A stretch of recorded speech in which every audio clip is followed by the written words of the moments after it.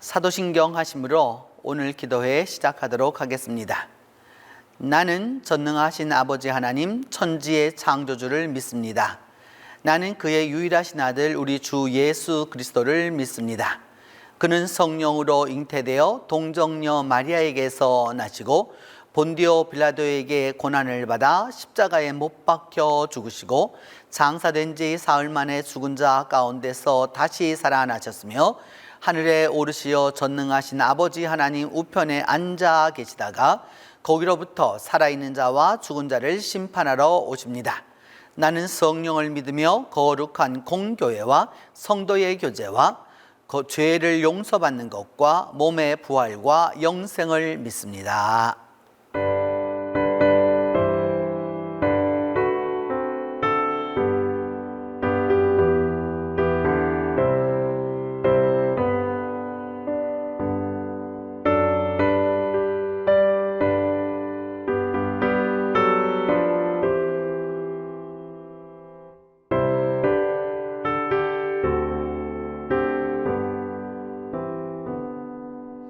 여러 해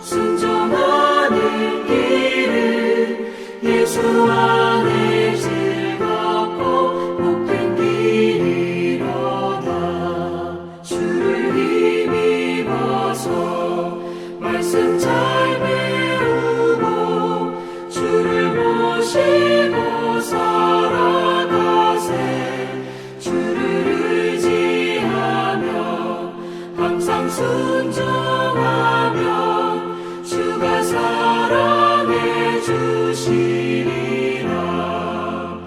의지하고 순종하는 길은 예수 안에 즐겁고 복된 길이로다.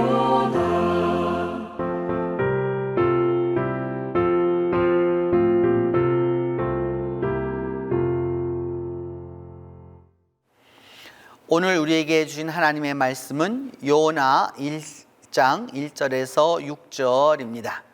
구약성경 요나 1장 1절에서 6절입니다. 여호와의 말씀이 아미떼의 아들 요나에게 임하니라. 이르시되 너는 일어나 저 큰 성읍 니느웨로 가서 그것을 향하여 외치라. 그 악독이 내 앞에 상달되었음이니라 하시니라. 그러나 요나가 여호와의 얼굴을 피하려고 일어나 다시스로 도망하려 하여 욥바로 내려갔더니 마침 다시스로 가는 배를 만난지라.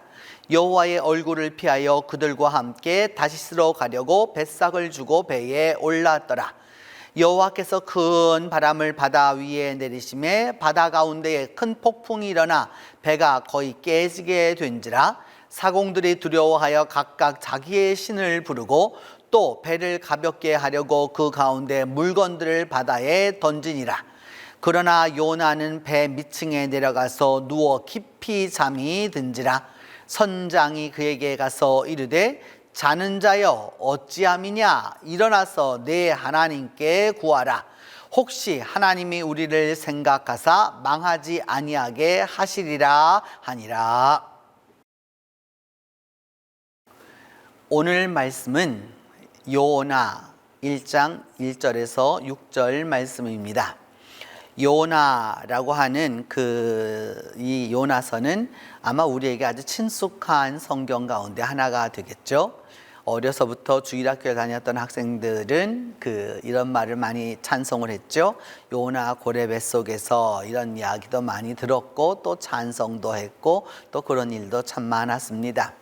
그런 요나서의 특징이 있죠. 요나는 그 예언 내용이 예언서 자체는 4장으로 되어 있지만 1장부터 2장, 3장, 4장도 짧지만 예언 내용은 극히 짧습니다. 그래서 그 하나님이 하신 그 예언 내용은 요나 1장 3절로부터 4절까지가 전부라고 할 수 있습니다. 참 짧은 예언이죠. 그 짧은 예언에서 3절로부터 4절의 내용이 참 짧다는 것과 또 더불어서 이 요나서는 다른 예언서와는 달리 다른 예언서는 여호와의 말씀이니라 코 아마르 아도나이 또는 느움 야훼, 그래서 여호와의 말씀이다 라고 하는 이것이 늘 그 관용구로 나오는데 유일하게 요나서만은 1인칭 시점으로 1인칭 자기 시점으로 이야기를 구성하고 있어서 그 아주 독특한 예언서라고 할 수 있습니다. 또한 더불어서 이 내용이 상당히 여호와의 말씀과 여호와의 이런 예언에 주어진 메시지이기보다는 좀 소설이나 또 어떤 면에서 보면은 그냥 이야기처럼 되어 있어서 아주 독특한 분위기를 갖고 있습니다. 요나의 이름의 뜻은 비둘기입니다. 성경 안에서 비둘기는 노아의 홍수 이래로 기쁨의 소식을 가져오는 것이었죠. 그렇기 때문에 요나라고 하는 이 말 자체가 굉장히 기쁨을 가져와야 하는 그런 이름이었습니다. 그럼에도 불구하고 이는 어디 아버지 이름이 나와 있죠. 아미떼라고 하는 이름이 나와 있는데 그 아미떼라고 하는 사람의 종족도 출신도 그 다음에 또 그 지파도 나와 있지 않아서 그렇게 대단한 인물은 아니었던 것 같고요. 가드헤벨이라고 하는 것의 열왕기하 14장 15절을 보면 이의 아미떼의 고향이 어디냐 하면은 가드헤벨이었습니다. 곧 그러니까 요나의 고향도 요나의 아버지의 고향과 같았던 것이죠. 가드헤벨 헤벨이라고 하는 곳인데, 이 가드 헤벨이라고 하는 것은 지금의 나사렛 지경에 이게 여러 그쪽에 갈릴리로 말한다면은 서남부에 해당하겠습니다. 그 지역을 주로 이야기하는 곳이고 정확한 지역은 모르는데, 그래서 이 지역이 바로 그 요나의 고향이었다라고 하는 걸 알 수 있죠. 그런 부분에서 이 요나의 고향이어서 이곳에서 그 잘하셨던 예수님은 요나의 이야기를 여러 번 하신 것이 나타납니다. 왜냐하면 이 지역에 그러한 전승과 또한 이야기가 많았을 것이기 때문입니다. 오늘 그 요나서에 나타나고 있는 곳은 그 특별한 장소가 세 곳이 나타납니다.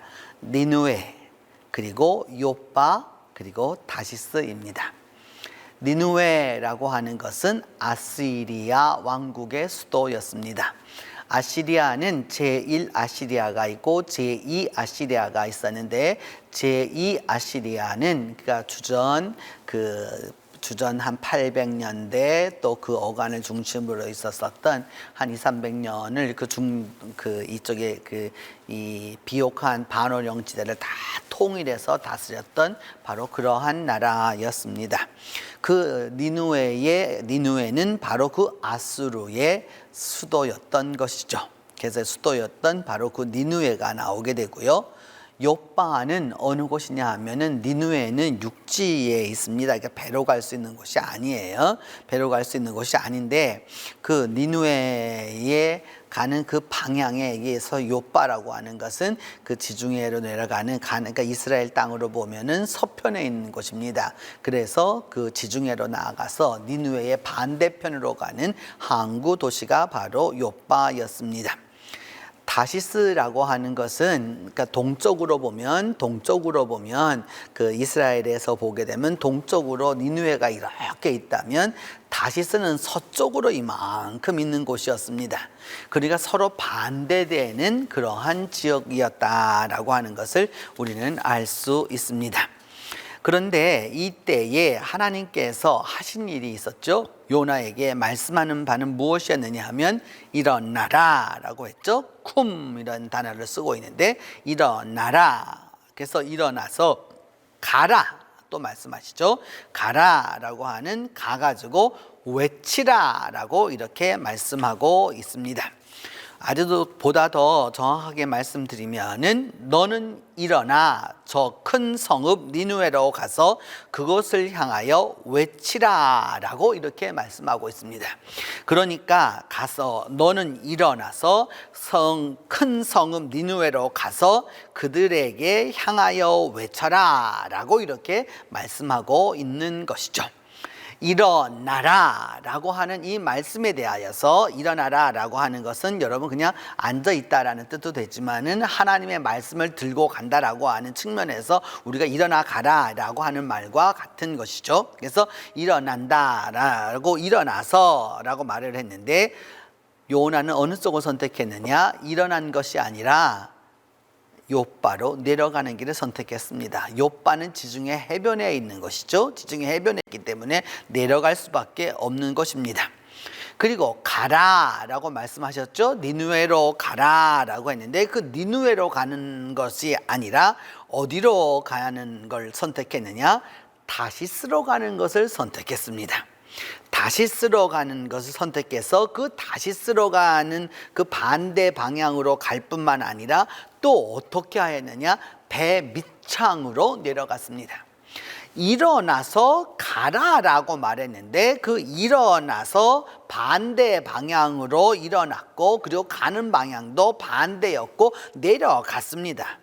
외쳐라 라고 말하자 어떻게 되었느냐 하면, 나중에는 바닷속으로 던져졌고 결국은 큰 물고기 속으로 들어가게 됩니다.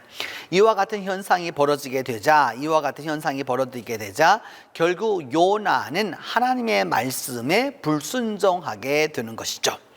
요나가 이처럼 왜 하나님의 말씀에 불순종했느냐? 일어나 가서 외치라고 하니까 욥바로 내려가서 그 배 밑창으로 들어가서 나중에는 그 바닷속으로 던져져 가지고 그 물고기 뱃속까지 들어가게 되는 이런 역설의 반대의 이런 경우가 왜 이렇게 생기게 되었느냐라고 하는 것은, 아수르는 이스라엘의 원수였고 적성국가였습니다.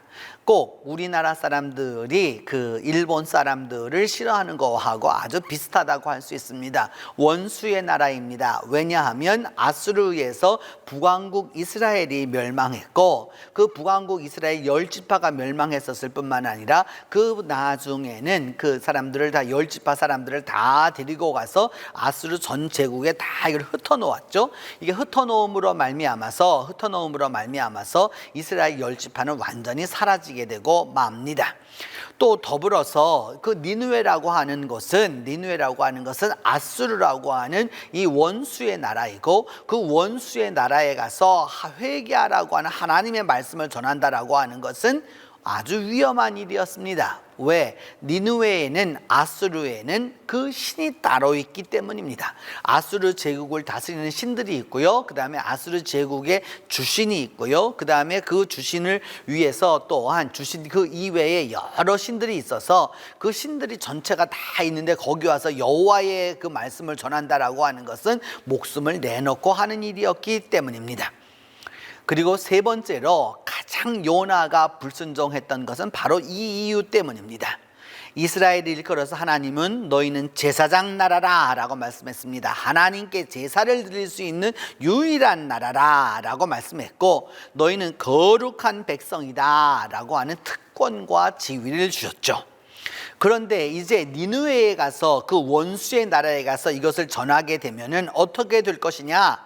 결국 제사장 나라라고 하는, 또 그리고 거룩한 백성이라고 하는 하나님으로부터 받은 특권을 상실할 수 있다라고 하는 것이 나타납니다. 이와 같이 되게 되면 내가 믿음의 사람인데 그래도 믿음을 가지고 살아있고 믿음의 이 가문이고 믿음의 나라이고 이 모든 것을 갖고 있는데 어떻게 그 하나님을 믿지 않는 이방 사람들에게 가서 이것을 하게 하느냐라고 하는 말씀이 되는 거죠. 결국 이러한 민족적인 좋게 말하면 애국심이지만 나쁘게 말하면 편협함이 있어서 그 하나님의 말씀을 순종하지 않았던 것이죠. 오늘도 여러분 교회 안에서 우리가 신앙생활을 해보면 이 요나와 같은 모습을 참 많이 봅니다. 하나님을 섬기는 데는 열심이에요. 교회 생활을 하는 데는 열심이에요. 그리고 또 그 교회 생활 안에서 자기들만에 갖고 있는 하나님이 선택했다라고 하는 또 그것으로 자부심도 대단해요. 그런데도 막상 무엇이냐? 정말로 성경이 말하고 예수님이 말씀하셨던 가난한 자를 먼저 도와주고 또한 그 못 배운 자들을 위해서 하고 그 다음에 천하 만국을 위해서 그들을 위하여서 이게 복음을 전하라고 하는 그 일에는 반대하는 사람들이 의외로 많습니다.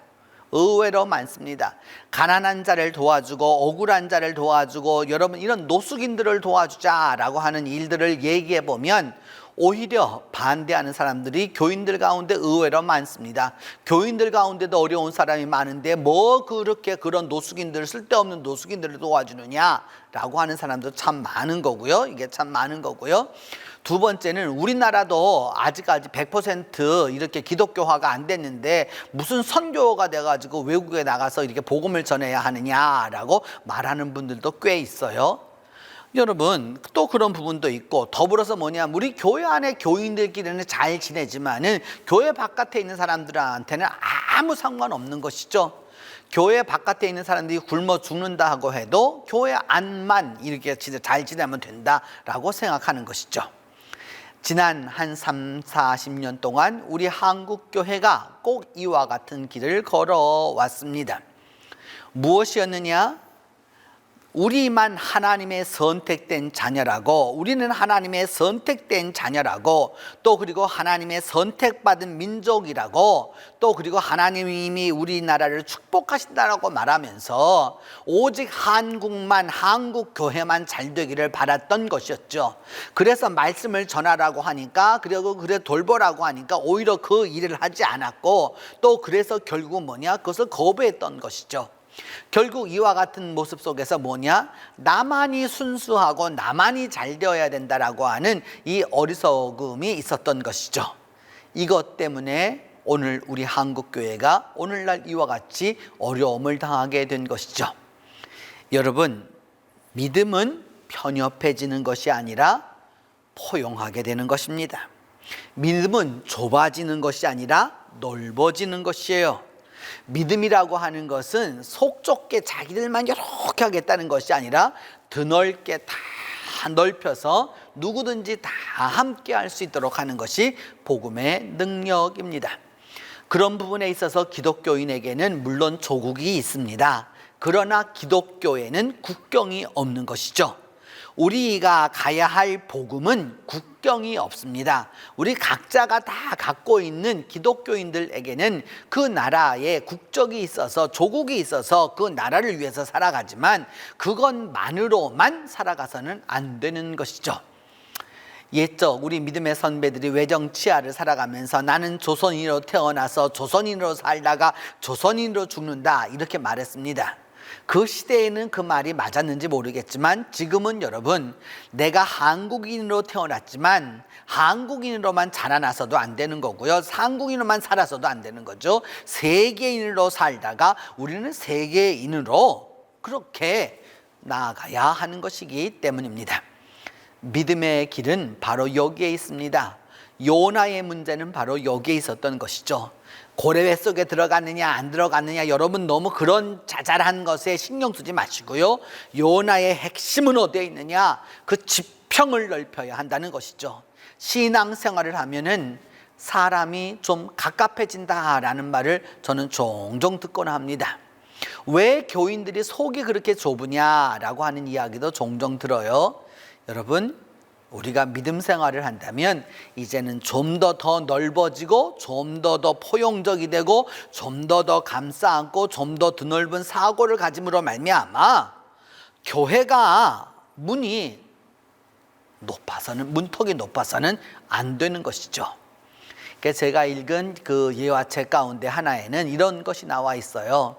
그 아프리카를 배경으로 했어요. 아프리카를 배경으로 했는데 무엇이냐 하면 그 아프리카에 있는 한 나라를 이렇게 얘기하면서 쭉 남아공 같은 이런 나라예요. 여러분, 백인이 주로 되어 있고 흑인이 많이 살고 있는데 그 백인 교회에 흑인이 들어가지 못하고 있습니다. 왜냐하면 백인들이 금하고 있기 때문입니다. 그때 그 옆에서 예수님이 오셔서 말씀하시기를 뭐라고 그러시느냐 하면, 나도 저 교회에 못 들어가고 있다, 이렇게 말씀하십니다. 오늘도 우리가 믿음 안에 살아가면서 주님조차 배격하는 일이 없도록, 요나의 우를 범하는 일이 없도록 우리는 믿음 안에서 포용성과 개방성을 가져야 하는 것이죠. 그러면서 믿음 안에서 나아갈 수 있을 때 진정 요나의 그 이름처럼 평화를 전하는, 평화의 기쁨의 소식을 전하는 그런 그리스도인으로 살아갈 수 있을 것입니다. 우리 함께 기도하겠습니다. 첫 번째 기도하는 것은 하나님의 사랑하시는 것들을 내 편견과 선입관으로 판단하지 않도록 위하여서 기도합니다. 내 편견과 선입관으로 인해서 하나님의 사역이 이것이 어려워지는 일이 없도록 위하여서 기도하고, 두 번째는 선교지의 선교사님들과 그들의 사역을 하나님이 축복하시도록 위하여 기도하고, 세 번째로는 나의 아집과 고집에서 벗어나 하나님의 뜻을 올바로 깨닫도록 위하여서 기도합니다. 세 번째는 우리 교회의 병약한 이들과 또 이들이 하나님 안에서 치유를 얻도록 위하여서 그 일을 위하여서 기도하는 이들에게 하나님께서 응답을 속히 주시도록 위하여서 기도하겠습니다.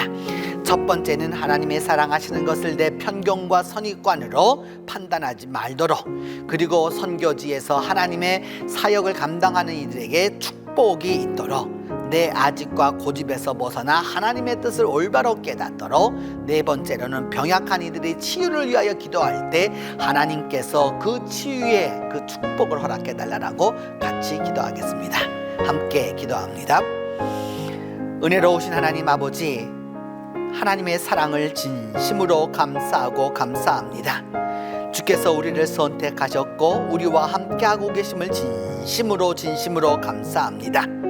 그런데 주님, 우리가 주님의 그 사랑하시는 것들을 오직 나만을 사랑하는 것처럼 생각해서 내 편견과 선입관으로 말미암아 하나님의 사랑하시는 것을 올바로 깨닫지 못하여서 판단하고 스스로 그것을 정죄하는 일이 있었음을 고백합니다. 이제 주님 용서하여 주시고, 이제라도 주님 내 편견과 선입관으로 믿음과 신앙을 판단하지 않도록 하나님의 사랑하시는 것들을, 주님께서 사랑하시는 것들을 받아들일 수 있도록 하나님이 함께해 주시옵소서. 오늘도 각각 전 세계 선교지에서 선교하는 선교사님들의 사역을 하나님이 축복하여 주셔서 주님, 말도 통하지 아니하고 생각도 문화도 이 모든 것이 다른 곳에서 하나님의 말씀을 전하는 이들에게 하나님이 은혜의 은혜를 더하여 주셔서 이들에게 하나님의 놀라운 축복이 있을 수 있도록 주께서 도와주옵소서. 특별히 미얀마를 기억하여 주시고, 미얀마에서 생명의 위협을 무릅쓰고서라도 하나님의 사역을 감당하고 있는 우리 선교사들에게 하나님께서 축복하여 주시고 하나님이 은혜를 베풀어 주셔서 믿음 안에서 올바로 나아갈 수 있도록 하나님이 함께하여 주옵소서. 주님, 때때로 내 고집과 내 아집이 너무도 강하여서 하나님의 뜻을 올바로 깨닫지 못할 때가 있습니다. 하나님 용서하여 주시고 하나님 함께하여 주셔서 믿음 안에서 하나님의 뜻을 올바로 깨닫고 나아갈 수 있도록 주께서 도와주시옵소서. 하나님, 수술하고 나서 또 이 수술 이후에 또한 그리고 여러 가지 오래된 질병을 가지고서 주님 앞에 기도하는 통신의 가족들이 있습니다. 하나님께서 이들에게 치유의 은사를 더하여 주시고 치유의 강선을 바라여 주셔서 하나님 이들의 기도가 속히 응답될 수 있도록 하나님이 도와주시옵기만을 간절히 기도하고 원합니다. 하나님이 함께하여 주옵소서. 하나님이 치료하여 주옵소서. 하나님이 그리함으로 말미암아 믿음 안에서 승리함을 얻을 수 있도록 하나님이 도와주시기를 간절히 기도하고 원합니다. 아버지여, 역사하여 주시옵소서. 자비로우신 하나님, 이 시간 기도하고 원하는 것은 오늘도 하나님이 사랑하시고 계시는 이 모든 것들을 우리의 편견과 선입관으로 판단하지 않고 하나님의 시야를 가지고 사랑할 수 있도록 도와주시고, 오늘도 선교사들에게 은혜를 베풀어 주셔서 선교의 사역을 잘 감당할 수 있도록 하나님이 도와주시기를 간절히 기도합니다. 주님, 오늘도 내 고집과 또 아집에서 벗어나서 하나님의 뜻을 올바로 깨닫게 하여 주시고, 오늘도 병약한 이들이 주님 안에서 치유와 치료와 회복을 위하여 기도할 때에 하나님이 이들의 기도에 응답하여 주셔서 속히 여호와 라빠의 하나님이 함께하여 주시옵소서. 이제는 주님께서 가르쳐 준 기도로 오늘 기도회를 마치도록 합니다.